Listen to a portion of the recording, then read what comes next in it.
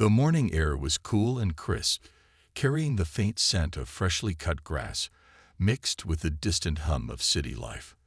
London was waking up, its streets alive with the chatter of tourists snapping photos, locals rushing to work, and the occasional honk of a car horn. Among the crowd stood James Callahan, a man whose weathered face told stories of battles fought and hardships endured.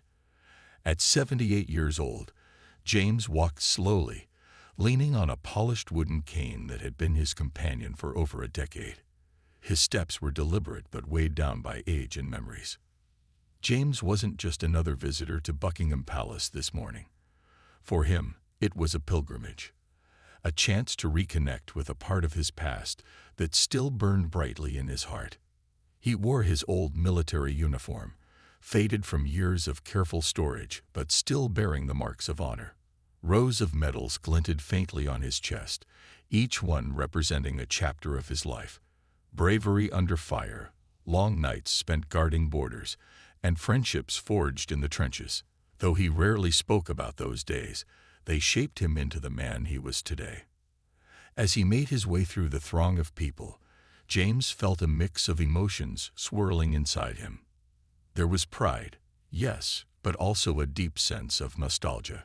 He remembered the camaraderie of his fellow soldiers, the shared laughter during rare moments of peace, and the heavy silence that followed loss.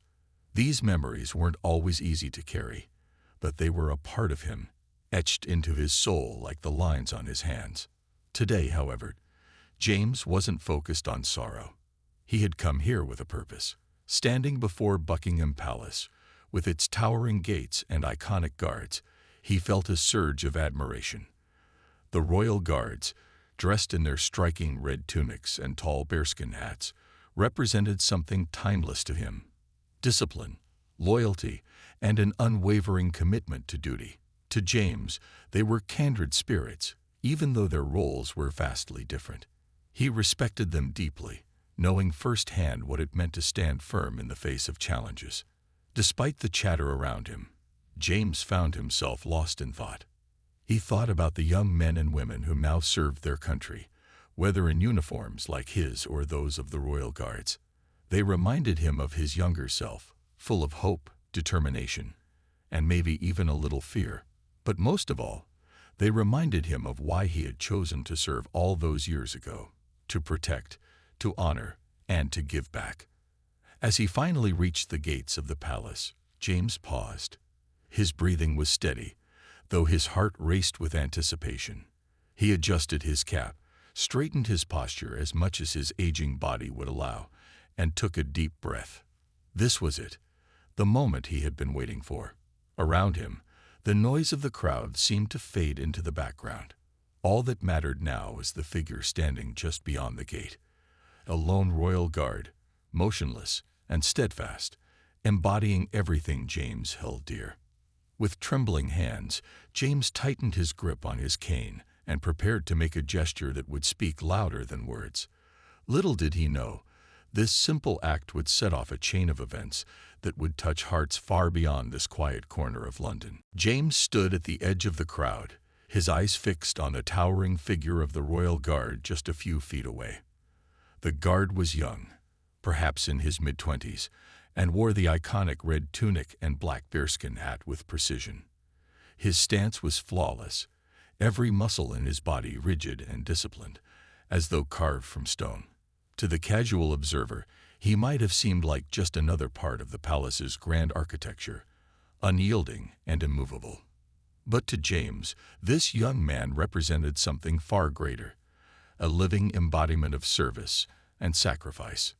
The veteran took another deep breath, steadying himself. He knew what he wanted to do next, but it wasn't something he did lightly. For James, saluting wasn't just a gesture. It was an act of profound respect, one earned through years of shared struggles and unspoken understanding among those who had served. As he tightened his grip on his cane, he felt the weight of his own history pressing down on him. The battles fought, the friends lost, the promises kept. This moment wasn't just about acknowledging the guard. It was about honoring all that he himself had once stood for. Slowly, deliberately, James raised his right hand to his forehead in a crisp salute. His movements were steady despite the tremor in his fingers, each motion carrying the weight of decades of experience. It was a salute born not out of obligation, but out of genuine admiration, a silent thank you to the young man standing before him, and to every soldier who had ever worn a uniform. Time seemed to slow as James held the position, his gaze locked onto the guard's face, waiting for some sign of acknowledgement. At first, nothing happened. The guard remained perfectly still, his expression unreadable beneath the shadow of his tall hat. Tourists around them paused mid-step, their cameras lowered as they sensed the gravity of the moment unfolding before them. Some whispered to each other, wondering if the guard would respond or remain frozen in place as protocol demanded. A hush fell over the crowd, anticipation hanging thick in the air. Then, almost imperceptibly, something shifted. The guard's eyes flickered downward for the briefest moment, catching sight of James's trembling form and weathered uniform. There was no mistaking the respect etched into the older man's face, nor the quiet dignity with which he carried himself. In that instant, the barrier between them dissolved, not as soldier and civilian, but as two individuals bound by a shared sense of duty. Without hesitation, the guard responded. His gloved hand snapped up to his brow in a sharp, precise salute. It was textbook perfect, yet there was something more behind it. A warmth, a recognition of the honor being extended to him. The movement was quick but unmistakable, breaking through the stoic facade required by his role. James's lips parted slightly in surprise, his chest swelling with emotion. He hadn't expected such a response, and it caught him off guard. The crowd erupted into murmurs of approval, some clapping softly while others wiped away tears. Phones were raised to capture the scene, but James barely noticed. All he could focus on was the young man in front of him, whose simple act of returning the salute spoke volumes. It was more than just following protocol. It was a bridge built across generations, connecting the past with the present. And for James, it was validation, a reminder that his sacrifices had not been forgotten. As the seconds ticked by, the connection between the two men grew stronger, even as they remained separated by the iron gates of Buckingham Palace. Neither said a word, but none were needed. Their mutual respect transcended language, speaking directly to the heart. For James, this moment was everything he had hoped for, and so much more. The moment hung in the air, heavy with emotion and meaning. The Royal Guard's salute had been unexpected, a breach of the strict protocol that governed his every move while on duty. Yet, it felt profoundly right, a gesture that transcended rules and spoke to something deeper. Private Thomas Reed, the young man behind the bearskin hat, stood frozen for a fraction of a second after completing the salute. His training told him to remain stoic, to return to his rigid posture without hesitation. But something inside him refused to let the moment end so abruptly. Thomas hesitated, his mind racing despite the calm exterior he projected. He glanced down again at James Callahan, taking in the details he hadn't noticed before: the faded uniform, the rows of medals glinting faintly in the morning light, the cane gripped tightly in trembling hands. This wasn't just any visitor. This was someone who had walked paths few could imagine, carrying burdens invisible to the naked eye. Thomas knew what it meant to serve, though his own experiences were vastly different from those of the elderly veteran standing before him. Still, he understood enough to recognize the weight of the moment. And then, almost instinctively, Thomas did something that would defy tradition entirely. Ever so slightly, he leaned forward, not enough to break formation, but just enough to bow his head toward James. It was a subtle movement, one that might have gone unnoticed by anyone not paying close attention. But to James, it felt monumental. The slight dip of the guard's head carried with it an unspoken message. "I see you. I honor you." The crowd around them gasped audibly, their whispers turning into murmurs of disbelief and admiration. Cameras clicked furiously as people scrambled to capture the unexpected exchange. Some wiped tears from their eyes, moved by the raw humanity of the moment. Others simply stared, unsure if they were witnessing a rare act of kindness or a violation of protocol. But either way, they couldn't look away. For James, the world seemed to shrink until it contained only himself and the young guard. His heart swelled with gratitude, and his vision blurred with tears. "Thank you," he whispered softly, his voice barely audible over the hum of the crowd. The words were simple, yet they carried decades of emotion. Pride, pain, resilience, and now, peace. It was as if the weight he'd carried for so many years had finally found a place to rest, even if only for a brief moment. Thomas heard the whisper, though he didn't respond verbally. Instead, he nodded once more, his chin dipping ever so slightly beneath the brim of his hat. His eyes, usually hidden by the shadow of his towering bearskin, softened for a fleeting second. For all his discipline and training, he couldn't suppress the swell of emotion rising within him. Here was a man who had sacrificed so much, who had lived through hardships Thomas could scarcely comprehend. And yet, here he was, offering respect to someone like him. It was humbling, inspiring, and deeply moving. As the seconds stretched on, the connection between the two men became palpable. Though separated by age, experience, and circumstance, they shared a bond that needed no explanation. Around them, the noise of the city faded into the background, leaving only the quiet understanding between soldier and guard. Strangers began to clap softly, their applause growing louder as others joined in. Someone shouted, "Well done," while another called out, "Beautiful." The atmosphere shifted from awe to celebration, though neither James nor Thomas seemed aware of it. In that moment, Thomas realized he had done more than break protocol. He had created something unforgettable by stepping outside the boundaries of his role. However briefly, he had reminded everyone present of the power of human connection. And for James, the young guard's actions validated everything he had ever believed about service, honor, and respect. Neither man knew it yet, but this encounter would ripple far beyond the gates of Buckingham Palace, touching lives in ways neither could have anticipated. As the clapping from the crowd grew louder, James felt a wave of emotions crash over him. His chest tightened, and he struggled to hold back tears that threatened to spill down his weathered cheeks. The young guard's actions, returning his salute, bowing his head in acknowledgement, had struck a chord deep within him. It wasn't just about the gesture itself, it was the weight behind it. In that brief exchange, James felt seen. He felt valued. Decades of sacrifice, pain, and pride coalesced into this single moment, leaving him overwhelmed. The crowd around them buzzed with energy, their reactions ranging from quiet admiration to outright awe. A woman standing nearby wiped her eyes with a tissue, while a man beside her rested a hand on his heart. Children stopped tugging at their parents' sleeves, sensing the gravity of what they were witnessing. Phones were held high, capturing every second of the interaction.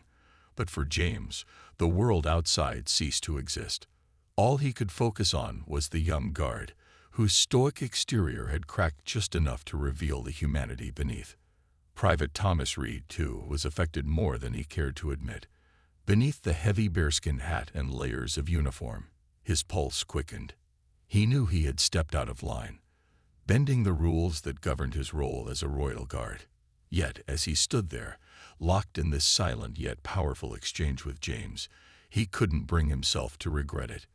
Something inside him, a mix of respect, empathy, and perhaps even a touch of inspiration, had taken over. For the first time in his career, Thomas understood that following protocol wasn't always the same as doing what was right. James finally lowered his hand, breaking the salute, and leaned heavily on his cane. His legs trembled slightly under the weight of both his years and the emotional toll of the moment. Still, he managed a faint smile, one filled with gratitude and warmth. "Thank you," he whispered again, this time loud enough for those closest to hear. The words carried a depth that resonated with everyone nearby, drawing more murmurs of approval from the crowd. Sensing the older man's vulnerability, a woman approached cautiously. She was middle-aged, with kind eyes and a gentle demeanor. "Excuse me, sir," she said softly, her voice trembling with emotion. "My father served as well. He doesn't talk about it much, but I know how much moments like these mean." She paused, searching for the right words. "I just wanted to say, thank you for everything." James blinked, surprised by the unexpected kindness. He nodded slowly, unable to find the words to respond. The woman's gratitude mirrored his own feelings toward the young guard, creating a ripple effect of connection that spread through the growing group of onlookers. More people began approaching him, offering handshakes, pats on the back, or simply words of appreciation. Each gesture added to the weight of the moment, grounding James in the knowledge that his service, and the sacrifices of so many others, had not been forgotten. Meanwhile, Thomas resumed his position, standing tall once again, though his posture now seemed less rigid. His mind replayed the events, lingering on the image of James's tear-filled eyes and the heartfelt whispers of thanks. Though he couldn't show it outwardly, Thomas felt a newfound sense of purpose. This wasn't just a job. It was an opportunity to represent something greater, to honor those who came before him and inspire those who would follow. As the crowd continued to cheer and applaud, James took a step back, feeling both drained and invigorated. He glanced one last time at the young guard, committing the moment to memory. The applause faded into the background as he turned away, his heart full but his thoughts swirling. Little did he know, this encounter was only the beginning. The story of the war veteran and the Royal Guard would soon spread far beyond the gates of Buckingham Palace, touching hearts across the globe and sparking conversations about honor, respect, and the enduring power of human connection. By the time James stepped away from the gates of Buckingham Palace, the crowd had begun to disperse, though many lingered, still buzzing with excitement. Some approached him to shake his hand or share a kind word, while others simply stood nearby, watching in quiet admiration. The encounter between the elderly veteran and the young Royal Guard had left an indelible mark on everyone present. For James, however, the moment was bittersweet. He felt a profound sense of gratitude, but it was tinged with the weight of memories he rarely allowed himself to revisit. As he walked slowly toward a nearby bench, leaning heavily on his cane, he couldn't help but reflect on what had just transpired. Meanwhile, inside the palace grounds, Private Thomas Reed returned to his post, resuming the rigid stance expected of him. Yet, despite his outward composure, his mind raced with thoughts of the man who had saluted him. He replayed the scene over and over, the way James's hands trembled as he raised them in respect, the tears glistening in his eyes, the quiet thank you that carried so much meaning. Thomas knew he had crossed a line by bowing his head, but he didn't regret it. If anything, the experience had deepened his understanding of why he chose this path, to serve, to honor, and to connect, even in small ways. Word of the incident spread quickly among the other guards stationed nearby. Though they maintained their stoic expressions, whispers traveled through the ranks. Some admired Thomas's boldness, while others wondered if there would be consequences for breaking protocol. But no one could deny the impact of the moment. Even the commanding officer, who observed the interaction from a distance, seemed unusually contemplative.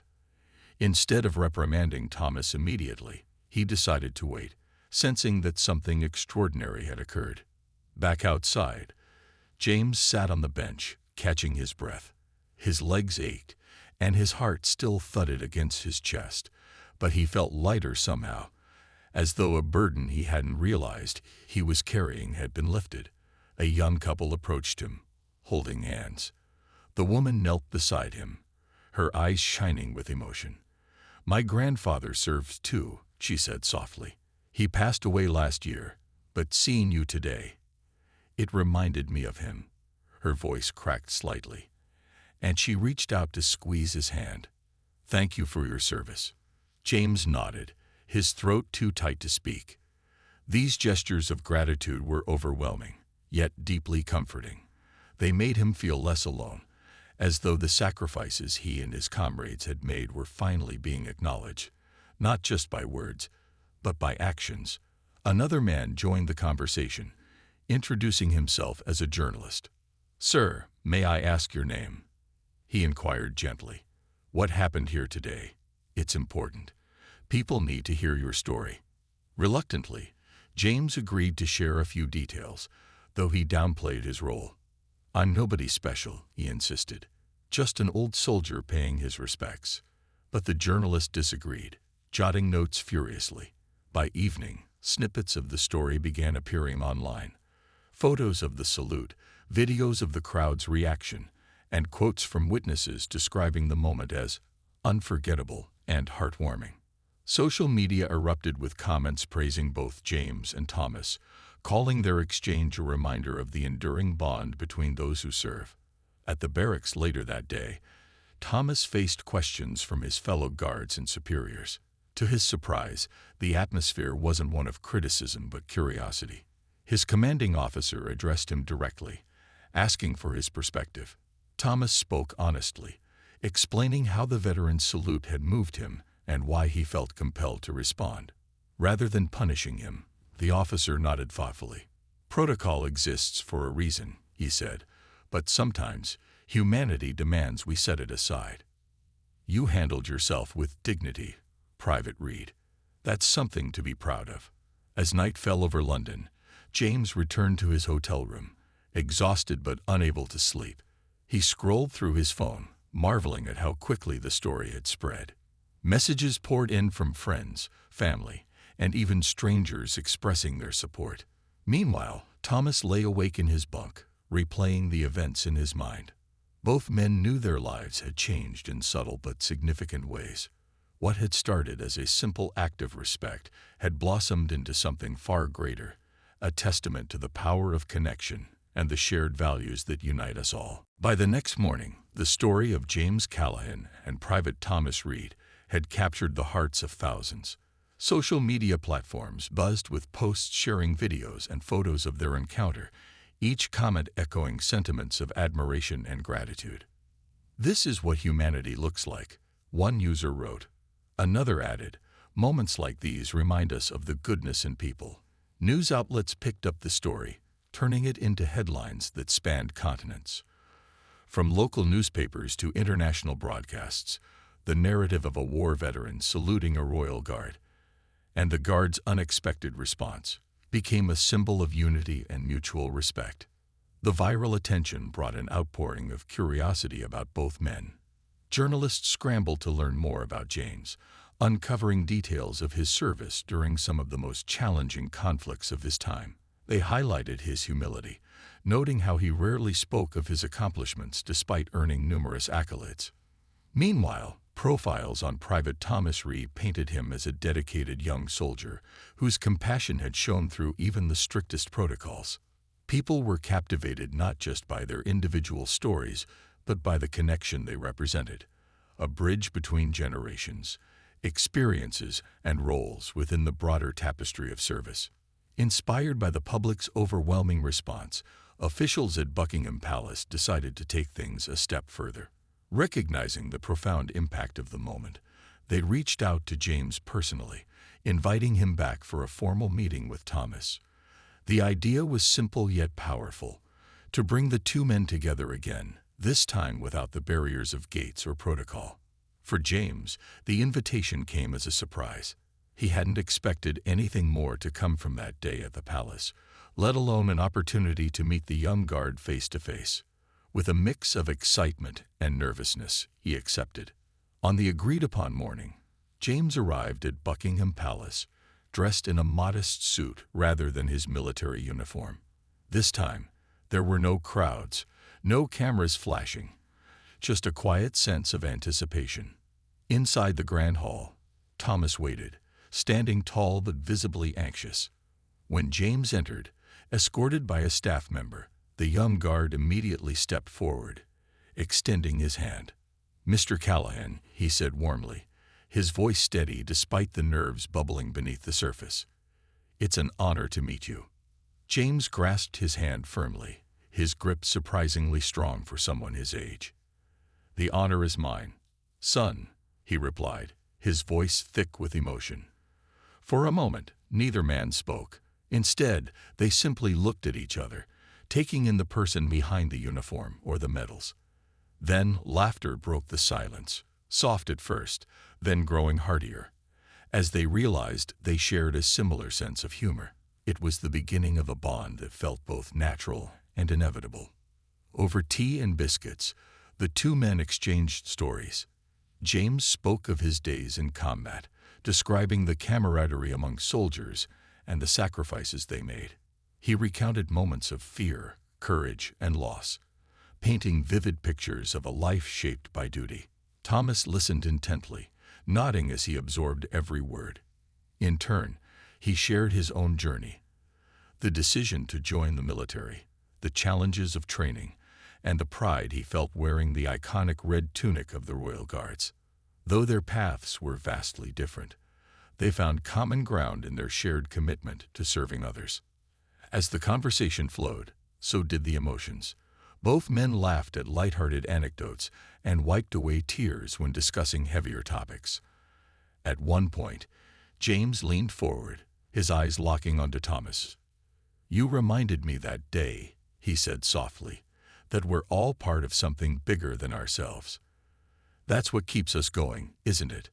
Thomas nodded, swallowing hard. "And you reminded me why I chose this path in the first place," he admitted. "To honor people like you." Their meeting lasted far longer than planned, yet neither wanted it to end.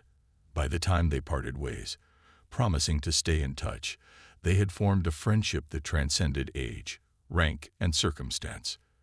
What had started as a chance encounter at the palace gates had blossomed into a profound connection, one that would inspire countless others and leave a lasting legacy of honor, respect, and humanity. The bond forged between James Callahan and Private Thomas Reed didn't end with their heartfelt meeting at Buckingham Palace.